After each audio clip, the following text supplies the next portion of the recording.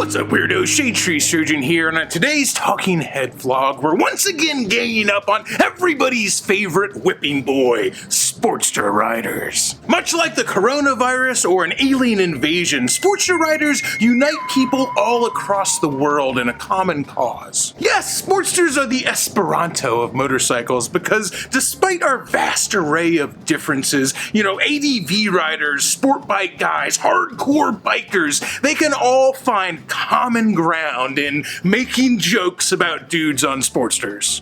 Just bringing people together gives you that warm and fuzzy feeling inside. And why do Sportster guys catch so much heat, you might ask? The real answer is kind of boring. Something about the aspersions cast on a false sense of socioeconomic superiority perpetuated by a toxic brand culture that equivocates this egregious misconception that even their most economic choice places you in a higher social class than any of their competitors' alternatives. Simply put, if you're going to the Harley concert, the Sportster puts you in the nosebleed section. The view might be terrible, but at least you can say you were there. So Sportster guys end up getting it from both ends. They catch a ration of crap from guys on more expensive Harley Davidsons, like some sort of extended hazing ritual because technically they're on an entry-level motorcycle. They also get spit on by the anti-Harley crowd for paying a perceived premium for this beginner bike just because it says Harley Davidson on the side. I tell you, man, it's Sportsters versus the world because these guys just cannot catch a break from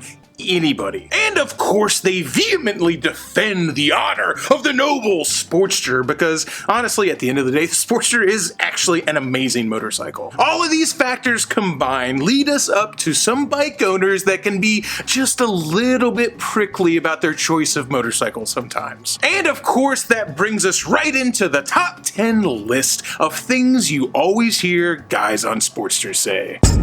I mean, I'd rather die hot than live ugly. At least it's not a street. They say shit rolls downhill, and that saying is never more true when it comes to the way that Sportster guys will absolutely trash street 750s and 500s. It's a vicious cycle, really. The abused becomes the abuser. It's really just so sad, but there's no rivalry like sibling rivalry, and that brings us right into the next one.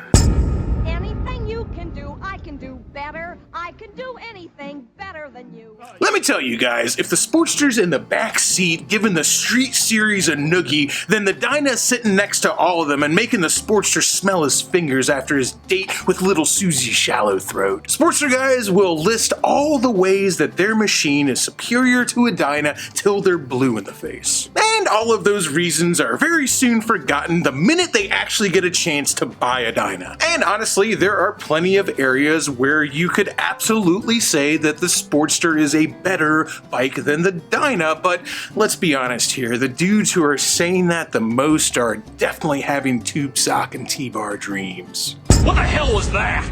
Don't you get it down? It's a track. Look what I can do. Look what I can do. Number 8 on the list rounds out the trifecta that is the Harley Davidson family feud. My Sportster will destroy your bagger in a drag race. Sportster guys, they just love to say that, and whether it's true or not, in some cases it is, in some cases it's most definitely not, it just always strikes me as kind of a weird thing to claim. First off, I don't think your average Harley bagger owner bought their motorcycle to go drag racing. It's like telling a guy who's eating a bowl of cereal that your knife is way sharper than his spoon.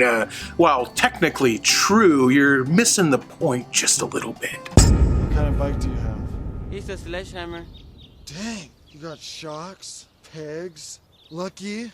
Number 7 on this list is also in the eating cereal with a knife category. Sportster guys love to say that their Sportster handles like a sport bike. Let me make this one quick. No. It doesn't. It's a 500+ pound top heavy pig of a motorcycle that comes with Showa suspension that was already outdated in the 80s. And to be totally honest with you, having spent plenty of time on both platforms, I actually think that the new Harley Davidson bagger frame handles way better than the Sportster frame does. Can you upgrade the suspension, put some different bars on it, and really just make the whole package handle a whole lot better, even handle what we would consider to be really well? Well, sure you can. One of the most beautiful things about a Sportster is how modular they are, but if you think you've got some sort of canyon carving sleeper right out of the box, you got another thing coming, Bubba.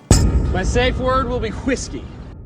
Evel Knievel rode a Sportster, did all those crazy stunts on a Sportster just like mine. Again, we'll clear this one up real quick. Yes, Evel Knievel did ride a Sportster and used a Sportster in all his stunts. But it wasn't like your Sportster, it was an XR750. The XR750 was a 300-pound race-only motorcycle that was pushing 100 horsepower in the early 70s. The XR was really a Sportster in name only, and it has about as much in common with your Iron 883 as a NASCAR does with your family sedan. Hey man, whatever works. I'm sure old Dale helped move some 200 horsepower front-wheel drive V6 Monte Carlos in the early 90s too, so Harley is far from the only guilty party out there. You are not special. You are not a beautiful or unique snowflake. But check out my sweet tank lift, bro. Newsflash! Nobody cares about your tank lift. Sportster dudes just love to list tank lift under modifications like it's a good thing. Sorry man, bolting on a few pennies worth of Chinese metal to your gas tank doesn't exactly fall into the pros category of things for me. Realistically though, I can't talk too much crap about tank lifts because at the end of the day, it's an aesthetic thing, and just because it's not personally for me, just because I don't like it, that doesn't make it bad. It's the beauty's in the eye of the beholder. You do you, man. It just seems to me like it's one of those Me Too mods that everybody is doing, but nobody really understands why they're doing it. I think a lot of people are baffled at why a Sportster tank lift even became a thing. To me, when I look at it, the answer is pretty obvious. When you put a tank lift on your Sportster, you are trying to mimic a chopper aesthetic. If you're building a chopper and you go with a shallow tunnel or no tunnel Wassel style fuel tank, they end up looking like they're kind of perching on top of the spine of the motorcycle. When the tank perches on top of a chopper like that, it really emphasizes the whole skeletal nature of a chopper, and it shows off how you very carefully hid all your wires so you can't see them, and shows how you smoothed out the frame and made everything look nice. To me, a high tunnel or no tunnel tank on a chopper makes the gas tank, the frame, and the engine all separate pieces of art that exist in the same place, and it leaves no room to hide your mistakes or laziness. And in my opinion, that kind of makes the tank lift on a Sportster a little bit funny because it's mimicking the style of a high tank on a chopper, but it's really just missing the point. Again though, just one guy's point of view. Don't let that stop you from you doing your thing.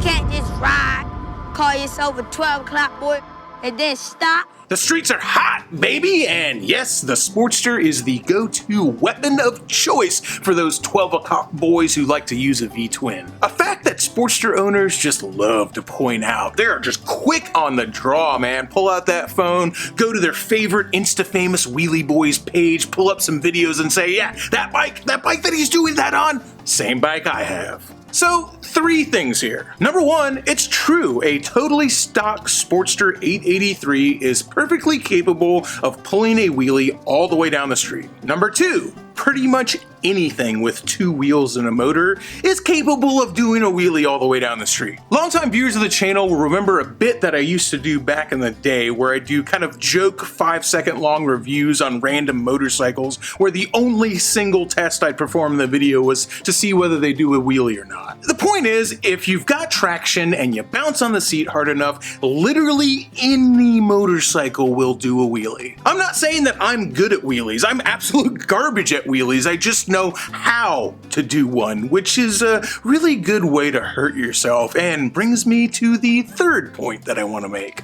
Just because your Sportster is capable of doing amazing wheelies doesn't mean that you can. I don't care how many Rusty Butcher shirts you own unless you're willing to put in hundreds and hundreds of hours of practice. You're not going to be ripping dank nooners down the block on your Sporty anytime soon. some circles, the Mint 400 is a far, far better thing than the Super Bowl, the Kentucky Derby, and the Lower Oakland Roller Derby finals all rolled into one. The dual sporty. Seems like every other dude with a Sportster has this pipe dream of turning it into an off-road machine. I am actually 100% guilty of this one. I really love that whole long-legged look of a Sportster done up to be either a dual sport or a tracker. I think it's really cool. It's an awesome aesthetic that I think suits the Sportster very, very well, but I personally draw the line at knobbies because I have no real interest in actually taking a Sportster off-road, and knobbies make terrible street tires. The aforementioned Rusty Butcher proved that it is totally possible to compete in an off-road race on a Sportster. I just have no interest in doing that myself. I've crashed my KTM 300 in enough hair scrambles to never want to try that on a Harley Davidson. And of course, most dudes who have Sportsters and end up turning it into a dual sport pretty much just put knobbies, a skid plate, and a high pipe on their bike. Once again, mimicking the style, but kinda missing the point. I thought you had a Hemi. Yeah, I had to have a footprint gas pedal installed.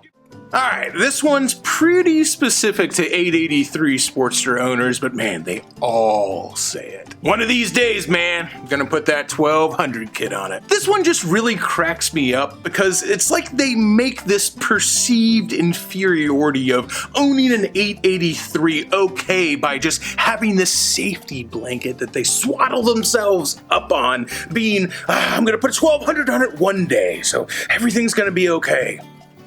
Kind of the same way that I talk myself into thinking it's totally okay to eat a whole pint of Ben & Jerry's because I'm absolutely going to the gym tomorrow. So, yeah, 883 guys, I feel you on that one. Boys have a penis, girls have a vagina. Thanks for the tip. And number one on the list, of course, is that ever-present cry. It's not a girl's bike. The Skirtster, that razor-sharp arrow that pierces directly through the heart of every real biker's paper tiger masculinity. A girl's motorcycle? No, anything but that. How can I bear the shame that a creature with a vagina might like the same thing that I do? If it isn't obvious, obviously, I think that this is ridiculous. If you find it upsetting that a woman might be able to ride the same type of motorcycle that you do, I got news for you, champ. Riding a motorcycle isn't some mysterious magic trick that requires a penis to perform. Anybody can do it on any motorcycle. And if somebody legitimately wants to give you a hard time, if they're really honestly giving you grief over your Sportster being a girl's bike, that says way more about their insecurities than it does about you. Well, guys, that's gonna about wrap up my list of the top 10 things that Sportster guys love to say. If you think I missed something, and I'm sure you do, or if I offended your delicate sensibilities, bound to be a couple of you out there, please be sure to leave me a comment down below. Once down there, you can choose to A, say you enjoyed the video and thanks for making it. You can B, tell me how I was wrong in every conceivable way. C, wonder out loud if I'll ever shut up. Or D, tell me to go die in a fire made of AIDS. The choice is yours. And just to clarify, because I'm sure even now some people will still be wondering, yes, I actually think that Sportsters are absolutely amazing motorcycles, and they came in at number 1 on my own list of the greatest motorcycles of all time. I think they're awesome. If you want to watch that video and tell me how absolutely wrong I am there too, I'll have it linked down below. I appreciate you guys watching so much. Thank you for all the support. Thank you for getting me here to 150,000 plus subscribers. If you're new here, don't forget to hit that subscribe button, leave a like on the video, and as always, till next time, keep it weird, y'all.